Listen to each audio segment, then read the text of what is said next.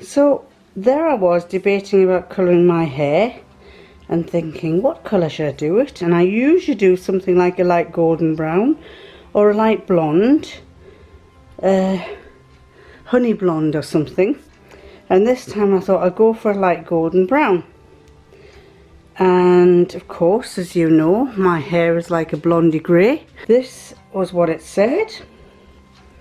It said, if you are dark blonde to light brown, it'll go that colour. The middle one, if you're brown, it'll go the middle colour. And if you're dark brown, it'll go the right hand colour. So, I'm one of these people who really doesn't bother. I put the colour on and I went and started watching YouTube for half an hour.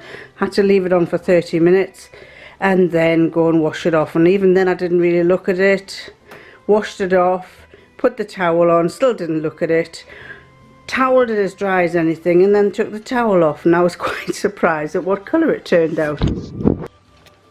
Because ladies, this looks nothing like light golden brown. This looks nothing like that colour.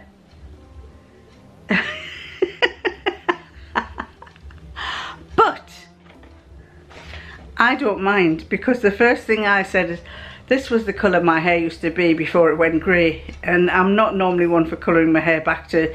I remember once a hairdresser once said to me, when you go grey, as you always go lighter than your original colour. So I've always gone lighter when I've coloured my hair. But this is actually more or less the colour that my hair was when I was in my 30s, 40s and just the start of my 50s before as the grey was coming in. So this is completely different. And I'm assuming it's going to wash out a bit more because I can see tinges of grey, the lighter colour coming through. But I still don't think that this looks anything like that. I think that somebody working for L'Oreal either got the sack or got a verbal or a written warning. And they've thought, right, I'm going to teach them a lesson. I'm going to mix these colours up. so they probably went, just to get annoyed, they put a dark brown or a medium brown or a mousy brown into the honey blonde, the light golden brown box. So there you go, ladies. You are going to see me for a while looking this colour. I will probably go back to being blonde again later, but I just thought it was rather nice. I'm always the one that colours my hair myself. But I thought, I have been growing it. I quite fancied at first the thought of growing my hair till the grey came through, because I don't know if you noticed, I had it was about grey to there, and then the rest was coloured. It was growing out, and so I decided that I looked at it the other day when I was looking on the vlog, and I thought, oh, that looks awful. That really looks awful. So come on, do something about it. So I went shopping with my little grandson, and do you know what colour I wanted to colour my hair? Pink. And my husband fancies blue, and it's not a colour I've ever had before. It's not a colour that I would like to have, but I fancied pink. I really fancied pink. I thought, oh, I'll have some pink hair. And I handed my grandson wanted to hold the box, and I gave him the pink box, and I thought, yeah, I'm gonna have blonde with pink bits all over. And of course, I looked at it a couple of times and I thought, no, I'm not really ready for pink at the moment. And then I thought, blue, should I go for blue? No. So anyway, I thought, right, I'm gonna go for my usual golden honey blonde, but I went for a different make. So I've always wanted to go mad with colour. Quite fancied reds, especially reds. I quite fancied reds, but I've never gone that far. But one time I decided to go for, in England we have these colours that are really bright colours, and I bought this orange. It was orange, bright orange, and I was teaching at the time, and I decided to dye my hair orange. And when it came out, I thought, oh my god, it was like a it was almost that colour, and I thought, oh God, what have you done? It's horrible, it's horrible. And I walked into the class, into the staff room, and they all just turned and looked, and I thought, oh, heaven knows what they're going to say about my hair. And it was not long after that I was moving down to the next county, and I had an interview for a teaching post. I had a really glowing reference from the headmaster, and I went for the interview, and I didn't get the job, but I knew exactly. I came home and I said, I didn't get the job, but I said, I know exactly why I didn't get it. And my husband said, why? And I went, this. I said, I am going to colour it back to a decent colour, because I mean, it just stood out like what we would call a Belisha beacon. So after that, I never dared colour my hair bright again. So fortunately, a couple of weeks later, after I coloured my hair, I went for another interview, and I got the job straight away.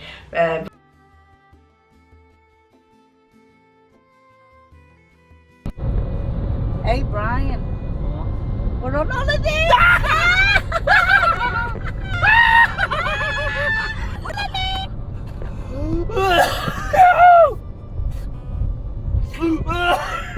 I'm dying! Well, at least you'll be dying on holiday.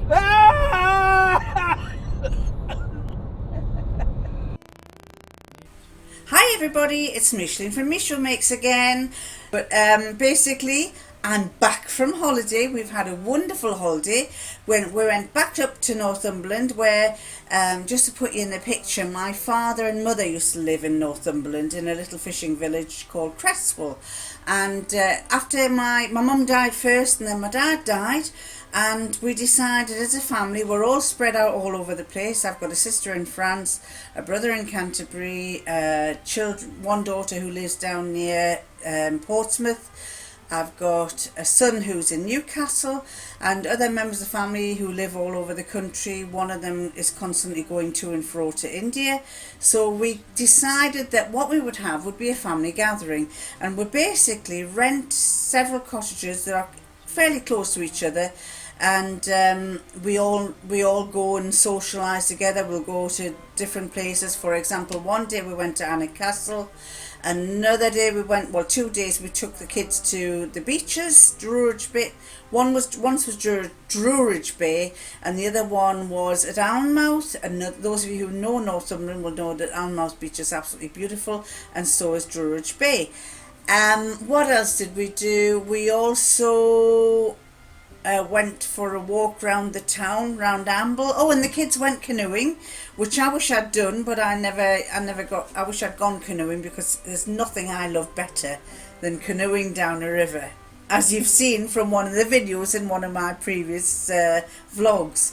My husband and I, when we go to France, we like to go to one of the rivers. It's called the Vera, and we often it takes you about 10 miles up the river. You book and you go this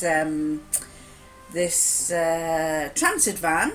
The company takes you 10 miles, or your choice of length. We usually say 10 miles. Takes us right up the river, and then they drop us off, and we just paddle our way back gently. And halfway down, we're paddling away. Halfway down, there's a cafe, so we stop and have a meal there. The video that you see in one of my previous videos, we went with three other friends, and they went into one boat, but they'd never done it before, so they weren't used to it. And 60-year-olds trying to paddle, poor guy, it was man and two ladies, and he was paddling like hell, and they would just kind of just say, well, you can paddle, we're not paddling. So, anyway, I missed out on the canoeing up in Northumberland, but the rest of it I thoroughly enjoyed. We had a big get-together in the middle of the week, where all the other family members that live locally came to join us, and we had a nice meal. Basically, everybody pitched in, everything, like a buffet type thing, and they all enjoyed themselves. And the house that we were in, where we were, and now I've never ever seen these films, but apparently my sisters tell me it's great. everybody else that I talk to says they're great, but apparently where we were stopping is where Vera, the detective series, is being filmed in the next series. So watch out for Vera. And I think while we were there, we arrived back one day to find a man unpicking the lock of the house next door. And basically we said, what are you doing? And he said, he says, I'm from IT. I've been commissioned by ITV to unpick this lock. And basically the tenant, the old man had died. His wife had dementia, and the house has been passed to the son, and it's in quite an old state. So they wanted to use it, and apparently the next day there was an architect and an engineer who arrived to have a look at the house and see how they could set it up for whatever they're going to do with Vera. I gather there's always a murder every day. It's one of those things where you wonder how many, there's lots of people get killed in this town.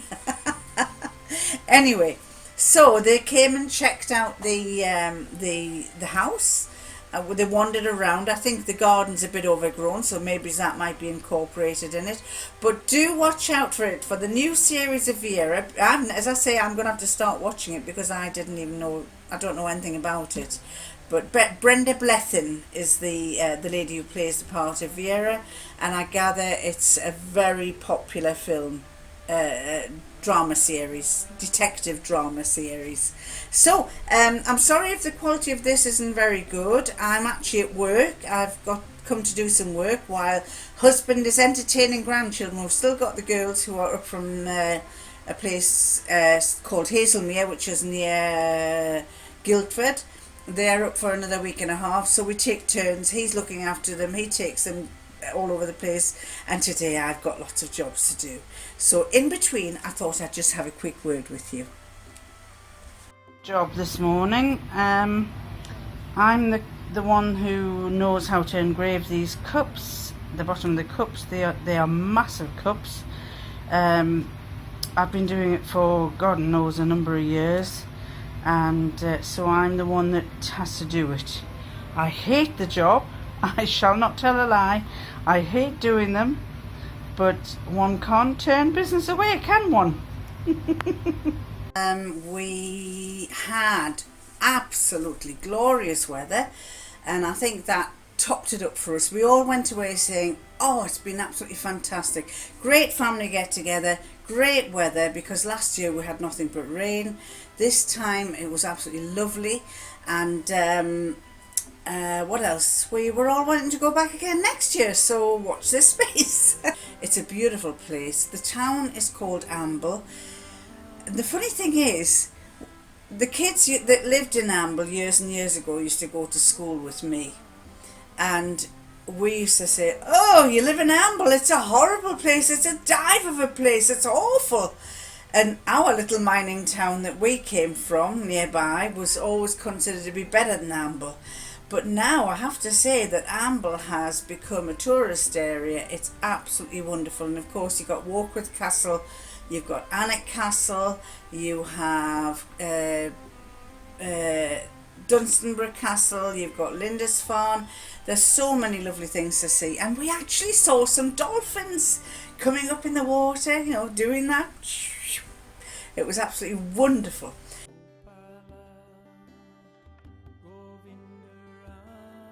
Anyway, I've talked too much about our holiday. Not done much sewing and probably won't be able to get much done, but I am going to show you two of my creations, in fact.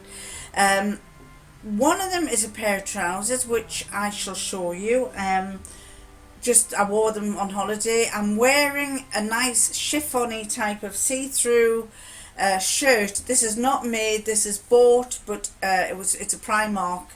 Very nice, very comfortable, very well. One of the things that I find as I get older is I do feel the heat a lot more. So any man-made materials they just don't work for me. I prefer to have cottons. But this is a man-made chiffon. It still makes me feel cool and airy because the wind can go straight through it. So this is me with my trousers on. I'll put that there.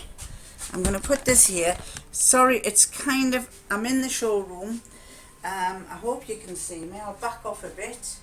Can you see me? I have got these, they're elasticated, they go up there. I'll hold that up like that so you can see. Elasticated. I wish I'd put pockets in. It would have been nice if I'd put pockets in. I'm pleased, I like them. They're elasticated on the waist. The waistband is quite a wide waistband. The trousers are like a crimpling jersey, man-made, but because they're loose, because they are flappy and wide, fairly flappy and wide, can you see? Because they're fairly flappy and wide, they are very cool and refreshing. I'm going to stop there because I've got a job to do, and I've got to do it down here.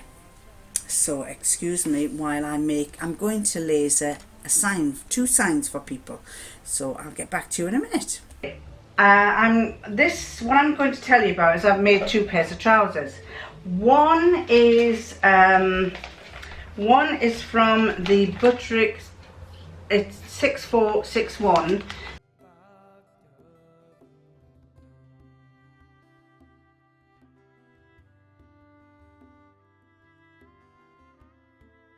But this one I thought, oh, I quite like that. I liked that one, the flowery one. And it looked rather nice, the little turn-ups at the bottom. And it's got, if you look there, I'll come a bit closer so you can see. There. It has a wide kind of waistband and it's actually gathered. And it has, on the front it has these little lines across. Well, that's actually a pocket, but I didn't like that. I didn't fancy the idea of a pocket, basically supposedly on the thigh, but with me being shorter it would be probably on the knee. So I decided I think that was made, it was an extended pattern. It kind of had folds and whatever, and you have little pleats on it. But you can't really see them on the drawings. You can vaguely see there on this lady here, if I can get it close enough, she actually has little pleats going across on the right hand side. It has a seam down the front and little pleats going across on the right side of the seam. So if I show you again there, the front has a seam down there and the back has a seam down there. And so I wasn't overly keen on that, so what I did was I pinned the 2 pieces together. I also didn't involve this bit because I didn't like the idea of having little fluted areas. And basically I'm trying to use up lots of the fabric that I've got in my stash, because I want to buy more, but I'm not going to buy much more. You know, I'm buying the odd 1 or 2, but I'm not going mad with some. I do like the fabrics, but I want to use up what I've got first. So I had some crimply type of crepe, stretch, it's floral. It was a floral crimpling, like I would have called it crimpling in our day. I don't know if you call it crimpling in these days. It's white on the inside, a bit like the way schoolburr is, but it's not schoolburr, and it's quite thick, it's thickish. I don't know if you can see, I'll do a close-up of it for you. But it was some fabric that I didn't have a great deal of it. So by making it without those extra bits in, I managed to get the trousers made like this. It's got a wide waist, a wide gathered waist, which I thought was quite nice. The only thing is I put a really wide waistband in there and it does tend to double over. So what I might do is I might make a couple of straight stitches all the way around, or I might just sew it round in places just to keep it in place. If I do that, I'm going to have to pull it out like that to sew it, and then that'll stop it from looking puckered all over the place. Funnily enough, the legs turned out quite wide and they did not look anything like those.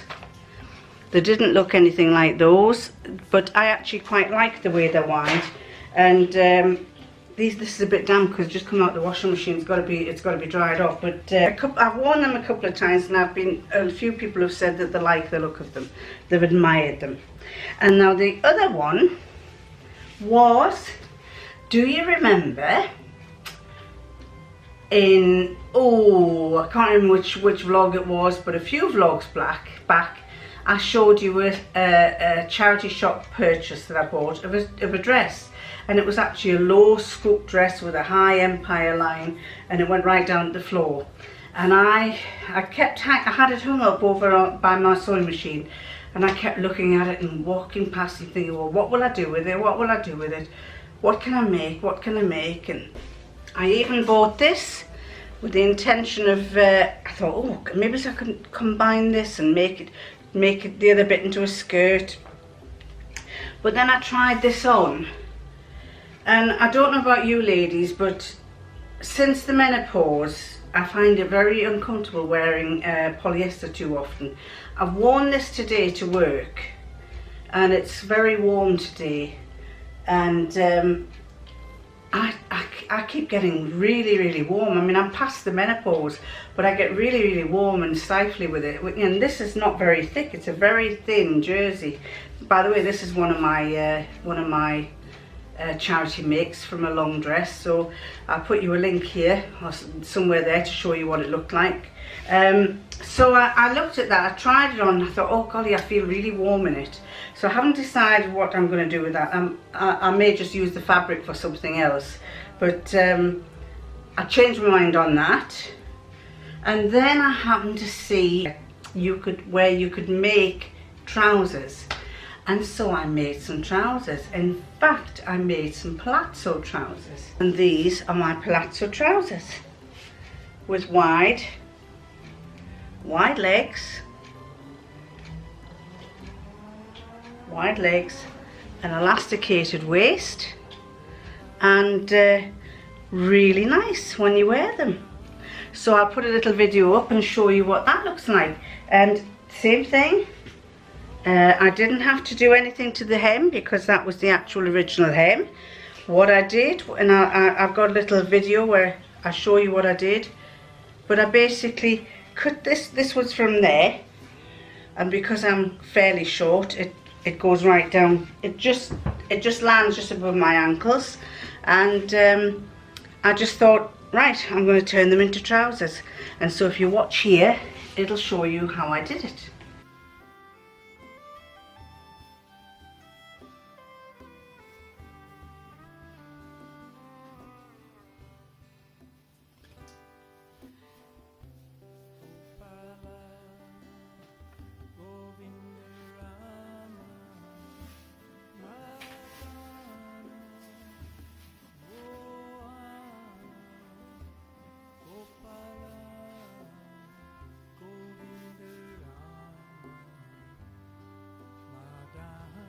Okay, so this is the dress that I got from a charity shop. It's actually a beautiful, in a sense it's a bit of a shame that I'm going to be cutting it up, but I like that figured right. Hold on.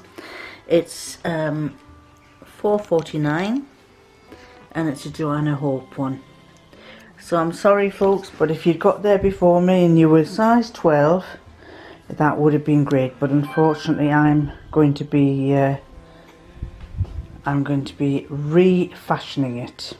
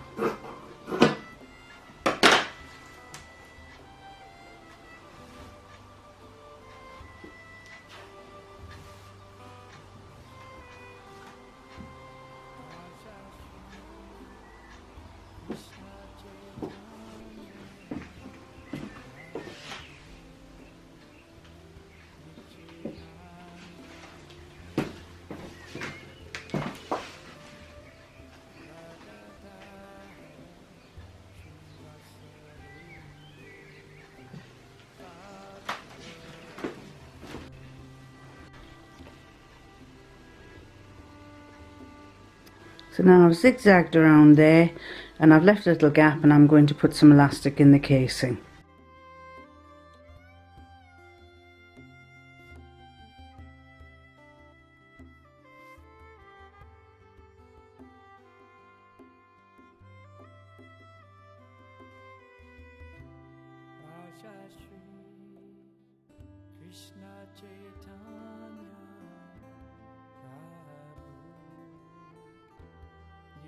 So there you go, ladies. Thank you again. You're all, I can't believe how many people enjoy watching my vlogs, and I like the fact that you all say that I amuse you, and that I like the fact that I don't always talk about sewing all the time.